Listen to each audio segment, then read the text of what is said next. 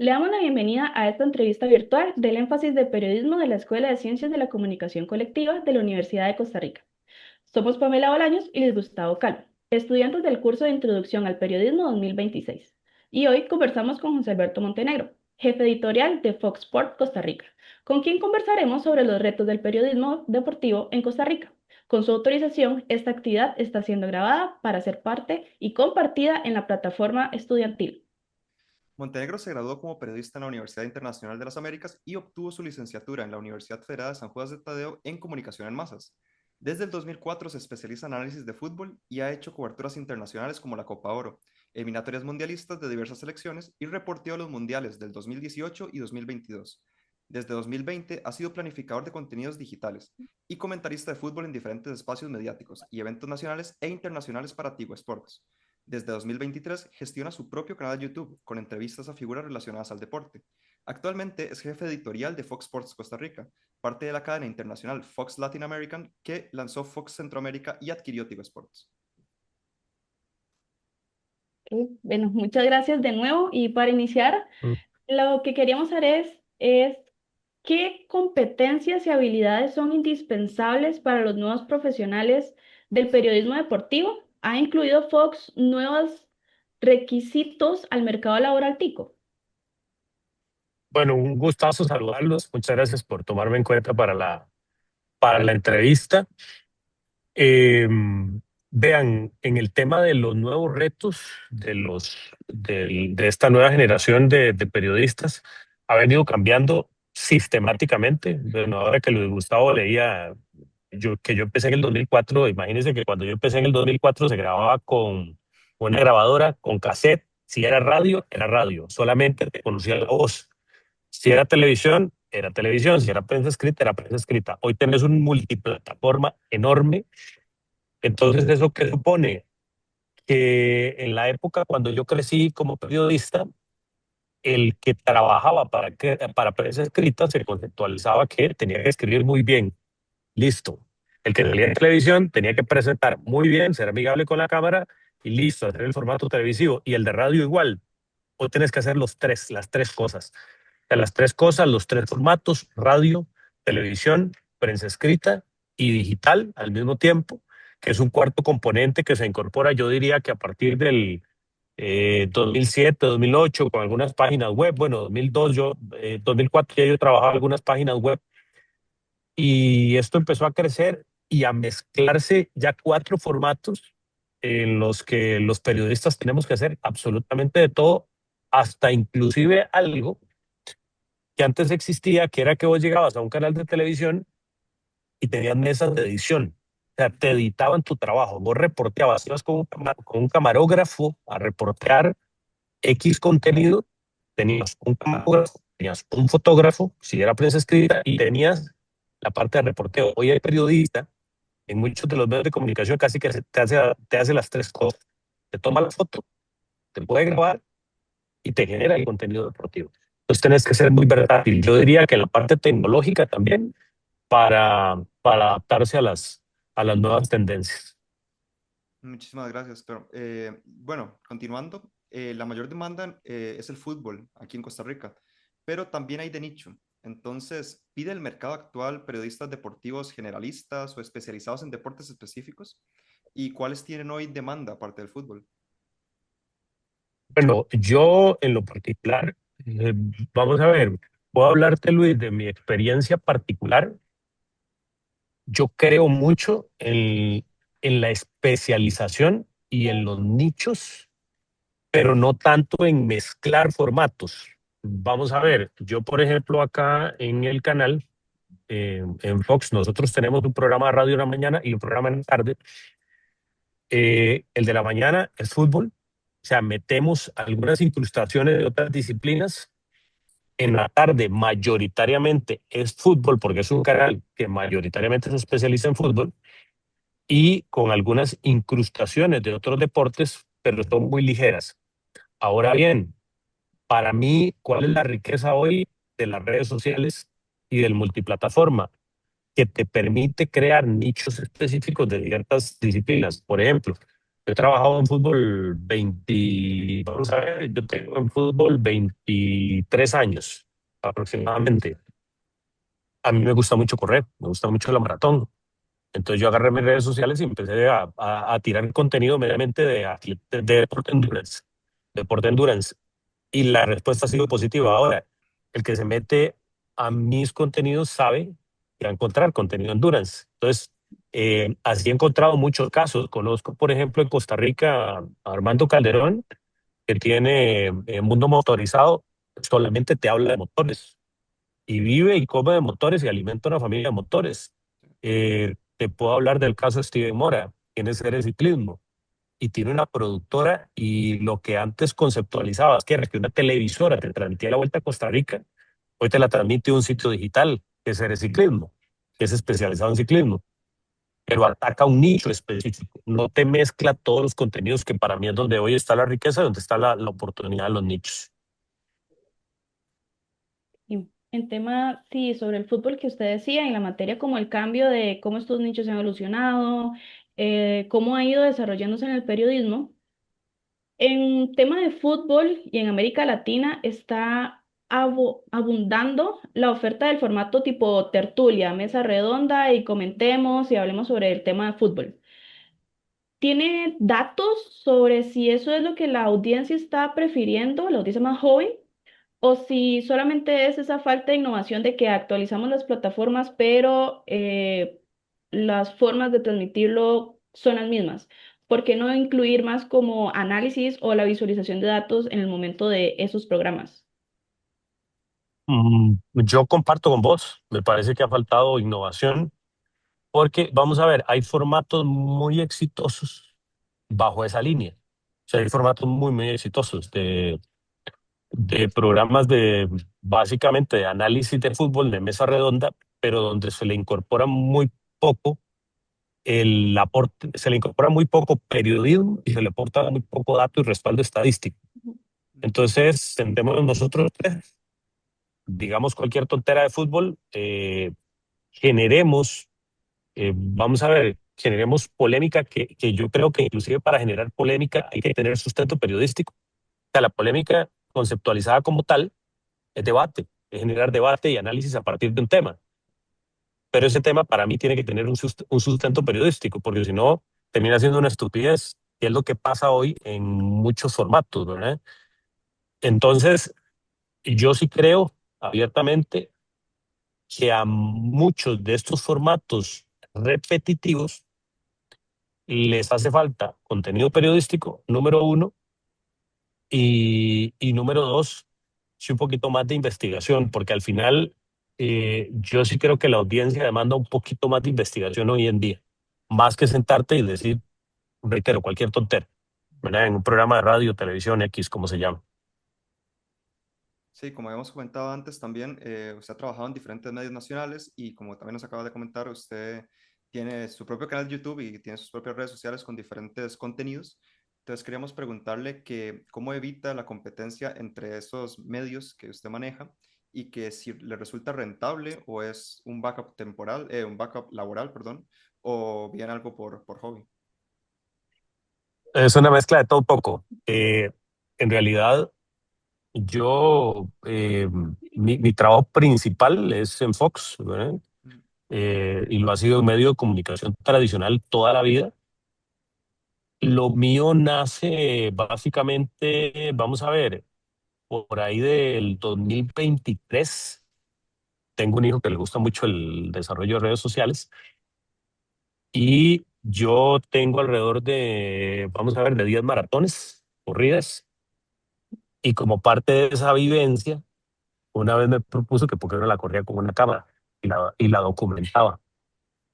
Entonces, vamos a ver, hace 3 años a mí me dio por empezar a documentar eventos deportivos en los que yo participaba y documentarlos también bajo la perspectiva de un periodista. La perspectiva de un periodista, no tal vez de mucha gente que hoy lo hace al estilo influencer, que también es muy válido, ¿verdad? Sino hacerlo más tipo documental. Lo empecé a hacer así y empecé a notar algunos nichos interesantes porque yo cuando eso mezclaba en mis redes sociales fútbol con deporte de endurance. Y llegó un momento en que me di cuenta que el deporte de endurance, al existir tanta gente en Costa Rica, que per cápita es uno de los países latinoamericanos donde la gente más corre maratones, me empecé a dar cuenta que había una necesidad eh, en ese nicho. Entonces lo empecé como a enfocar mucho en ese nicho, del fútbol de lado y a la pregunta directa de, pues, por rebote empiezan a salir algunas marcas, empiezan a salir algunos patrocinadores que directamente, digamos, se interesan en el tipo de producto, pero no es mi trabajo principal. O sea, no es mi trabajo principal, sino mi trabajo principal es aquí, es el que me demanda mucho de mi tiempo en el canal. Sí. Em, Igual como has comentado, el mercado se ha fragmentado, ha ido cambiando, ha ido como tomando rumbos y han aparecido muchas ofertas pequeñas versus esas grandes actores que se desarrollan, con propietarios de derechos de transmisión, por decirlo así. ¿Cuánto cambiará el mercado la entrada de operaciones de Fox Sport en Costa Rica y si concentrará la competencia entre ellos y FUTV? Para mí mucho, eh, para mí mucho, y yo creo que tienen una diferencia muy marcada los dos conceptos, ¿verdad? Yo tuve la posibilidad en el 2020 de incorporarme a Tigo Sports, que Tigo venía desde el 2018. Tigo fue el primero que de cierta manera cambió el modelo en el que se estaba transmitiendo fútbol aquí en Costa Rica. Hay que recordar que antes de eso se transmitía en televisión abierta, o sea, se transmitían los partidos de televisión abierta y la oferta de las televisoras a los equipos de fútbol era muy baja, porque tenías que prácticamente pagarle al club un derecho de transmisión y el canal lo que cobraba era pues publicidad. Cuando llega Tigo, Tigo lo que hace es básicamente empezar a adquirir derechos de transmisión y el que quería verlos tenía que pagar, digamos, con suscripción a la cablera. Ese fue el modelo que después provocó algo impensado en mi época, que era que el 6 y el 7 se unieran en una televisora para básicamente unir sus derechos de televisación. Se funda FUTV, que era un modelo muy similar al de Tigo, y así se le compite a Tigo en el mercado, que le estaba pagando más a los equipos. Para mí hay un primer cambio en el modelo televisivo. Digamos, responde ya a un modelo poco más globalizado. Fox es una multinacional, ¿verdad? Que no depende necesariamente solo del mercado costarricense. O sea, es una empresa que inclusive ya hemos tenido durante estas 3 semanas de ser Fox la posibilidad de prácticamente fusionarnos con colegas en México, con colegas en Panamá, con colegas en la región. El Mundial se va a transmitir, por ejemplo, desde Costa Rica, pero se va a transmitir para toda la región centroamericana. Entonces tenés un mercado mucho más grande ahora que te permiten las plataformas digitales, ¿verdad? Te permite acaparar un mercado mucho más grande. Que yo creo que eso es lo que está rompiendo de cierta manera el concepto que siempre tuvimos de transmisión televisiva. Acaparar poco más grande y no solamente circunscribirse a un mercado acá en Costa Rica, que para nadie es un secreto, es muy pequeñito, muy, muy, muy pequeño y, y te limita muchas posibilidades. Claro, entrando también un poco en temas de cómo ha ido cambiando el mundo en los últimos años y la entrada de la inteligencia artificial, por ejemplo, nos preguntábamos que cuánto del trabajo en periodismo deportivo lo puede hacer mejor la inteligencia artificial y si, por ejemplo, Fox aplica alguna de estas herramientas a nivel de redacción o que si usted las ha aplicado o las aplicaría. Bueno, creo que en redes sociales se utilizan algunas, se implementan algunas, digamos, algunas automatizaciones, pero, ¿qué te digo? Yo sigo creyendo muchísimo en, en el enfoque periodístico como tal. Mm, Que yo creo que esa parte para mí no la sustituye. Para mí no la sustituye el concepto periodístico, el enfoque, ¿verdad? El periodismo a la antigua para mí sigue existiendo, sigue existiendo. pero yo todavía no soy de los que cree que la inteligencia artificial nos va a sustituir. Ujú. Sí. Em, esta consulta es sobre los colegas. ¿Es permanente la crítica entre colegas por periodistas que cambian la cobertura en medios con asesorías deportivas? ¿Debería haber dedicación exclusiva cuando se trabaja en una redacción o es la nueva normalidad para complementar bajos salarios en este gremio? Yo creo que la nueva normalidad para complementar bajos salarios de algunos, ¿verdad? En el caso de algunos colegas, y a muchos les resulta más rentable ser freelance. Ser freelance. Entonces, decirte, por ejemplo, eh, voy a trabajar para dando una asesoría X en tal cosa y voy a trabajar para un medio de comunicación y otra parte del tiempo lo voy a hacer eh, X en un proyecto propio. Eso se da mucho. Y yo creo que responde mucho al tema de salarios, ¿verdad? El tema de los bajos salarios que normalmente pagan los medios de comunicación. Claro. Bueno, como habíamos dicho también, usted ha cubierto la evolución reciente de la cobertura de eventos internacionales. Entonces, nos gustaría preguntarle qué lecciones podemos aprender, pueden aprender nuestros medios de lo que se hace bien en otros países. De otros países, yo creo que, mm, a ver, me parece que la preparación, o sea, la preparación, creo que falta preparación eh, de cómo y hablo del nicho mío, por ejemplo, el deporte, de cómo está cambiando el deporte hoy en la parte científica. En eso yo creo que falta un poco, ¿verdad? A las nuevas generaciones, a las generaciones un poquito más viejitas, como la mía, ¿verdad? Me parece que nos falta un poquito más de refrescamiento de la parte tecnológica, porque esto ha cambiado radicalmente.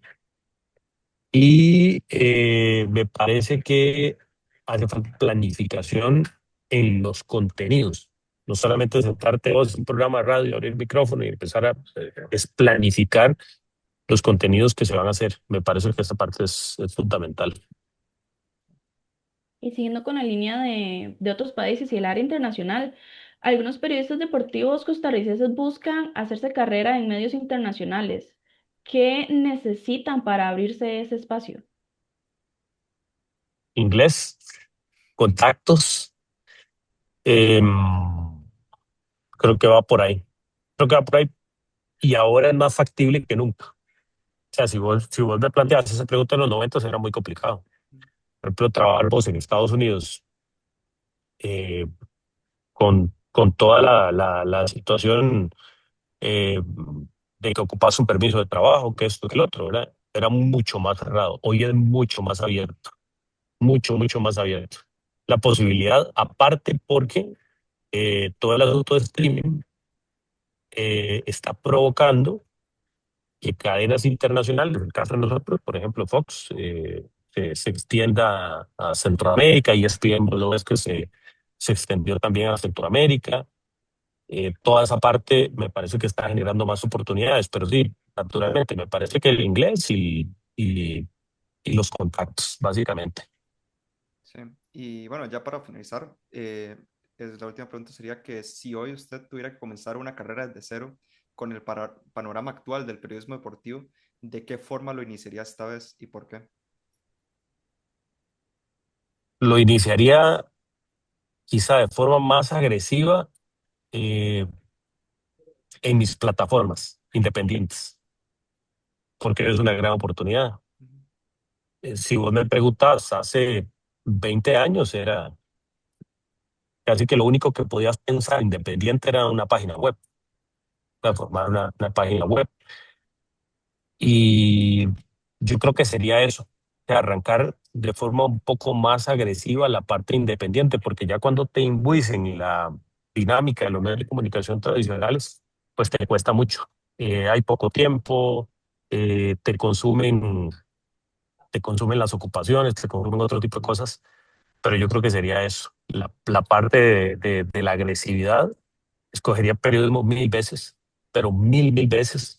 Tal vez la complementaría en el caso del periodismo deportivo con alguna otra especialización y no necesariamente en periodismo, sino también en toda la parte complementaria que nos ayuda a nosotros a hablar de esto. Por ejemplo, la parte física, la parte de nutrición, la parte táctica, digamos que si es a fútbol, la parte táctica, la especialización tal vez en uno o dos deportes adicionales que tengan un poco más de herramientas y la parte del inglés.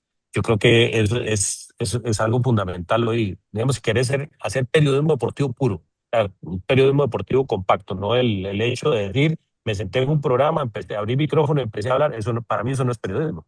Para mí eso es hacer comunicación, que te lo puede hacer un periodista, te lo puede hacer un médico, te lo puede hacer un veterinario, te lo puede hacer cualquier persona. Eso es otra cosa, para mí hacer periodismo es otra cosa.